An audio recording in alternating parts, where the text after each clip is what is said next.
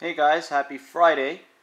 Alright, we're over here today and we got a first look at the iPhone 5 for T-Mobile.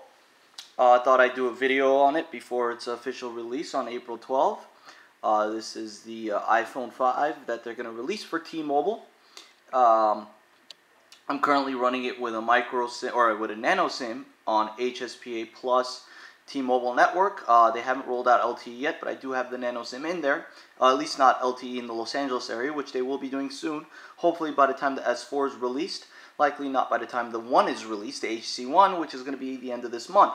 April 19 pre-orders, April 26th official. So here is the iPhone. It's what you're going to get with T-Mobile. I believe it's $99.99 on one of their prepaid contracts, and plus you pay on a subsidy, $20 a month for 24 months.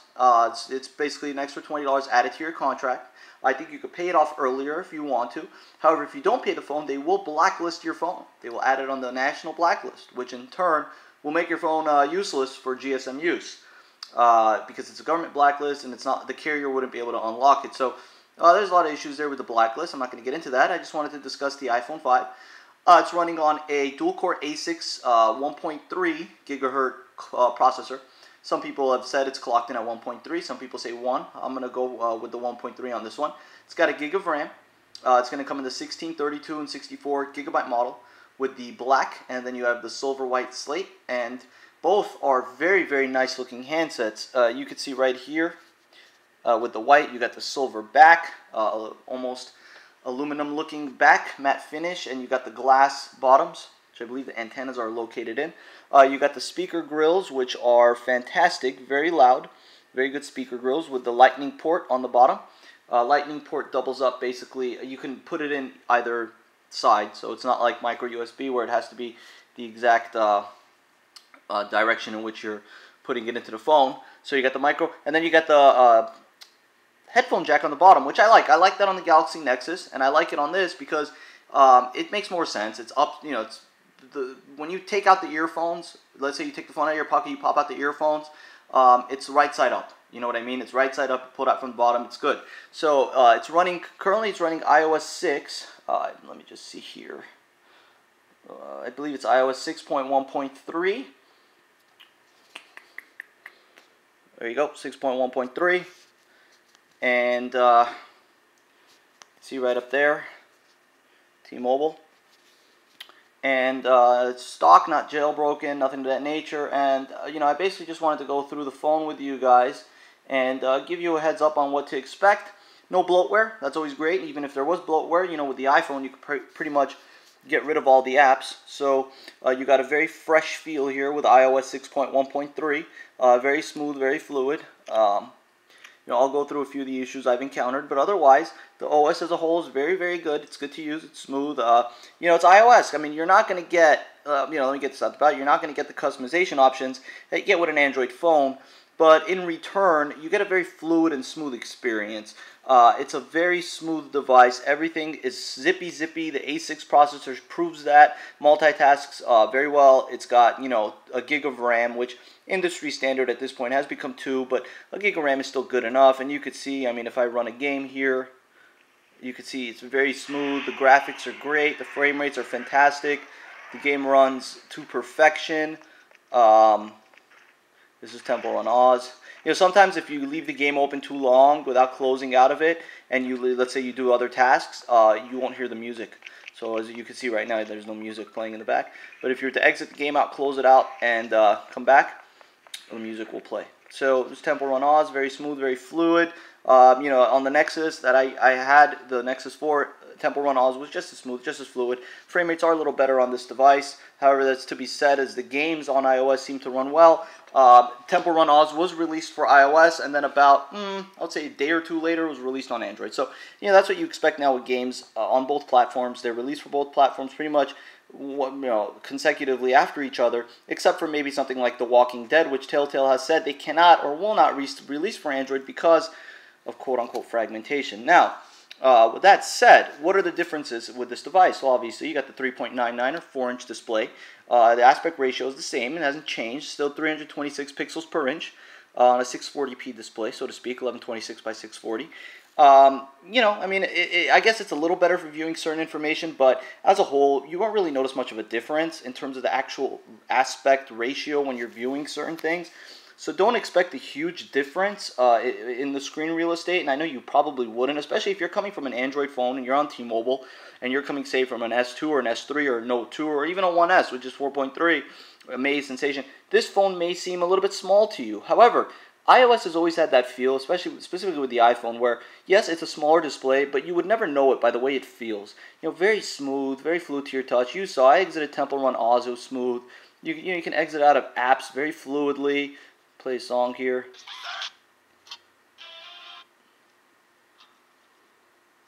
You could see iTunes, obviously.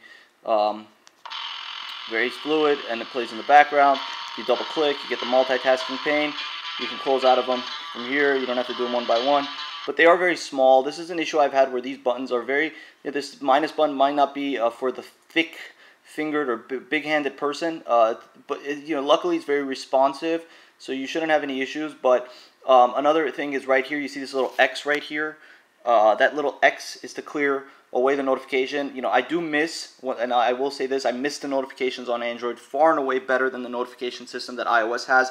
I know they have the lock screen notifications, but it's kind of all over the place. The badges are nice, I suppose, but to clear this notification, you have to push this little X here. Oops, see, this is what happens, is you actually touch the weather or the widget that's listed in the notification bar. So you basically have to push the X and then push clear. Another issue I've had is with... the toggles. I've had issues with responsiveness to these toggles. So if I go to Wi-Fi here, you can see I'm touching it, and it takes a few taps for it to actually turn on and off. I could swipe it, but even swiping it, it takes a few swipes. See what I mean? I'm trying to swipe it here, but I guess if I just tap it, it'll turn off, turn on. I've had some issues with the lock button on top. I'm pushing it and it's not doing anything. I'm pushing it on the right side. I got to push on the left side and it'll finally lock it. I've read on certain Apple forums that people had this issue, so it's not just my phone. I believe the warranty covers that, so you can go to Apple and they'll likely give you a new replacement or refurbished replacement as long as the phone is on warranty. So if you're having that type of issue, don't hesitate to go to Apple, speak to their quote-unquote genius, and they should take care of that for you. Now, iOS is an operating system. I'm sure you know all about it.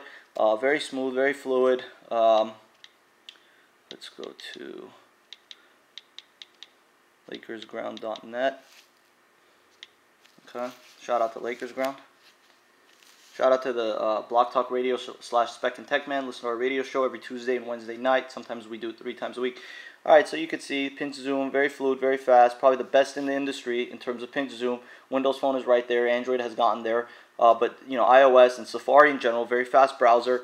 So you're going to get pretty smooth, pretty fluid, pretty fast internet web paging, web loading speeds. And that's to be expected with iOS. And you got to appreciate that. I mean, their SunSpider scores are very, very good. It's the best, industry leader. I think the 8X, the AC8X is right there with it in terms of being in the low 900s with SunSpider. The lower score you get, the better.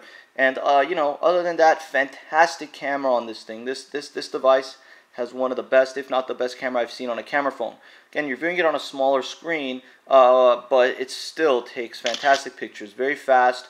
You can click here and you can look at the picture. You can pinch zoom in and out, and it's a very fluid experience. That's basically one of the things, one of the reasons why the iPhone is as popular as it is, and is the #1, individual smartphone in the world, or in the country, at least in this country, is because it's so smooth and it's so fluid. And I guess that's kind of the knock that Android has had, but that knock has been minimized. I mean, I did a video called Android Lag Misconception with the Nexus 4, and I proved that the Nexus 4 can run just as smoothly. However, with that said, and I will give the iPhone this, the iPhone just kind of does have a little bit of a different feel to it, in a better way. I mean, you can see the viewing angles are gorgeous, and then probably something similar to these viewing angles would be the soon-to-be-released HTC One, which has a screen that definitely looks like it's been painted on.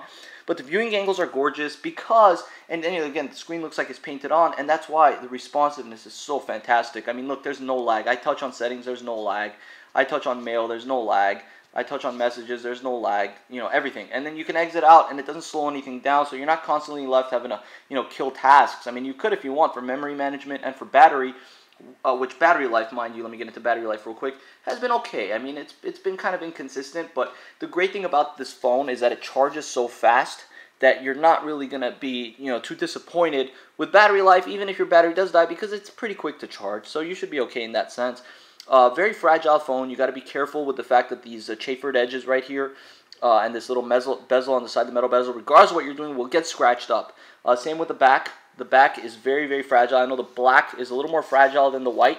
However, in this case, you should get a case. This spec case is good. It's not one of the thickest cases, which is great, and it definitely does well with protecting the phone. It's got this thing, I guess so. If you can remove it down. I don't know what that's for, honestly. I know it was explained to me, but I don't think I was paying attention. But it's a good case. It's not too thick. It does take away from the elegance of the phone. However, with that said, it's not a horrible case. It's a good case. You can see the data speeds I've been getting on T-Mobile's network here in Southern California, about 10 megabytes, 2.3. And this is on HSPA Plus, 9 megabytes, 2 up. Solid HSPA Plus speeds. I mean, on the Nexus, I was able to get about 15 to 25 in certain areas download. But, I'm able to get consistent scores with this, I suppose. You can see 7, 5, 4, 4, 10, 11. So the speeds are good. It's solid. It's nothing to harp on about. And the LT, once LTE is sent out to LA, or at least whatever area you're in, if LTE is already enabled, then you should get even faster speeds. Now, you guys know all about iOS. I downloaded Google Maps, definitely, because I really couldn't deal with Apple Maps. So I like Google Maps. I like the fact that they're integrating certain Google services into iOS. Obviously you got the YouTube client, which is very similar to the one on Android, minus maybe a few tidbits features here and there. Again, very smooth. You can see the little inertia effects. Very smooth, very fluid. Now, the settings is something that I have an issue with. I feel like the settings are all over the place. I know people always complain about Android having jumbled up settings, quote unquote, but I feel like iOS's settings are really just all over the place. Because application settings are through the system settings, so you have to go through this setting to get to an application setting for the most part. Whereas I would prefer if the settings were just basically in the app. And also, there's no toggle, so unless you're jailbroken, you have to literally, because if you're jailbroken, you can adjust the notification bar to add toggles, but you have to go through settings, Wi-Fi, turn on, turn off Wi-Fi, personal hotspot. There's no toggles to do that for you that you get on Android with the widgets, and that's kind of cumbersome, but I guess it's something that can be overlooked. Now, with that said, the email client is, Gmail, or the email client's solid, I guess. Again, it's not as good as the one that you get with Android, because that's obviously their Gmail client is, in my opinion, the top of the crop. And Windows Phone is right there. Their email client is fantastic too. It has great unified inboxes. And other than that, it's typical iOS. The App Store, I don't like this new App Store. I will tell you that, because you can't view apps in a list like you can in the Play Store. You basically look at things via a card. Like, you could see 1 or 2 cards per screen that you get here, and to me it's just kind of like, let's say I search I searched iCal. Okay, so if I search iCal, I gotta go side by side. I'd rather, like, the Play Store has a list from top to bottom, which is much better than this. But again, just a personal opinion, and may not apply to everybody. If you go to the dialer here, you can see it's got a new color scheme as opposed to the iPhone 4S with iOS 5, and I think an earlier iteration of iOS 6. I could be wrong about that. And other than that, it's a very, very good phone. It's definitely, I think this phone is going to be, there's a front-facing camera, which I think the front-facing camera on this device is still, in my opinion, top of the crop. They have the best FaceTime camera. So I do think that this device is going to entice a lot of Android T-Mobile users to switch over to the iPhone. And I honestly wouldn't blame them. I can see that happening. I can see a big turnaround rate, and that's fine. Everyone's going to, want to try this thing out. If you're on T-Mobile and you haven't had an iPhone, it's definitely going to be enticing. So, hey, more power to you. If you're looking into it and you want to purchase this phone, I believe it's $99.99 starting off with their off-contract deal, and then you pay the rest of it month to month along with your monthly plan, which could be about $20 a month for 24 months, or you can just pay off the phone earlier. Remember, if you don't pay it, they blacklist your phone, so keep that in mind. Just to show you what the phone looks like with the case on. It's not too thick, it's not too big, but it definitely takes away from the elegance of the device. That's for sure. And you can see, like, it looks like a 4S now, it looks like a 4 or 4S with the case on, so you wouldn't even be able to tell the difference. Whereas, obviously, if you look at a Galaxy S3, Galaxy Note 2, or Nexus 4, DNA, you know what phone that is, and it's a bigger phone with a bigger screen. However, it's a give and take. With this, you're going to get a smaller screen, but you're going to get a much more fluid and cleaner experience, I suppose. If you want to put it in layman's terms, a much more cleaner experience out the box. I don't think Android is hard to use by any stretch of the imagination. I think Android is a very easy operating system to use. It might have a little bit of a learning curve, but so what? every technological anything that's technologically advanced is going to have a bit of a learning curve. But the thing with Android is that you really do fall in love with their features and the abilities that it does give you. Whereas with iOS, you're basically going to get this type of operating system that does everything for you out the box. What's up, Siri? Hey. Tell me the weather, Siri. It should be nice through Wednesday. Up to 81 degrees and partly sunny. Siri, who is the President of the United States? I'm on it. I found this. Siri, tell me a joke. Let me think. You know, Siri's good. It's gotten faster. I think they increased it by about 15% on her responses. However, I still do prefer Google now because it does things for you without you having to actually activate it. Google Now is very advanced, and I do enjoy Google Now a lot. I think that's one of the major things that I miss. I also miss, obviously, widgets and the toggles and the notification system of Android. I also miss a larger screen. I do appreciate a larger screen. However, the keyboard on this is fantastic. iOS's keyboard is, bar none, the most responsive keyboard on any smartphone, and that includes Windows Phone. You could just type faster on this. Windows Phone's very responsive, but once you start typing really fast, sometimes it does get stuck. But however, that's not true for all phones that run Windows Phone. And with Android, you got fast keyboards and you got SwiftKey, and they're fantastic autocorrect system. Definitely industry leader. However, with iOS, you do get a smoother, more responsive keyboard, out of the box, but the autocorrect is kind of shoddy. And obviously voice to text on Android is tops. So, again, if you're on T-Mobile and you're looking into the iPhone 5 and you're very, you're enticed by this device and you have to choose between this, the One, AC1, and the Galaxy S4, I suppose you can't go wrong with all three. Me personally, I'm going to be getting the HC1. I am going to be getting that as my daily driver because I just think that's a beautiful piece of hardware and software, and I'm going to enjoy it. And at the same time, I'll have this as a backup device because I can appreciate iOS. I've made videos in the past where I've criticized Apple, but I can appreciate a good phone and a good operating system when I see it. And this is definitely a very good phone. It has great speakers, loud. And it's got, again, the data speeds are good on T-Mobile. Very smooth, very fluid. Hasn't crashed on me once. I've had a few tidbits with the responsiveness and the toggles, but nothing too major. I have an issue with the power button here. As you can see, it takes me a few times.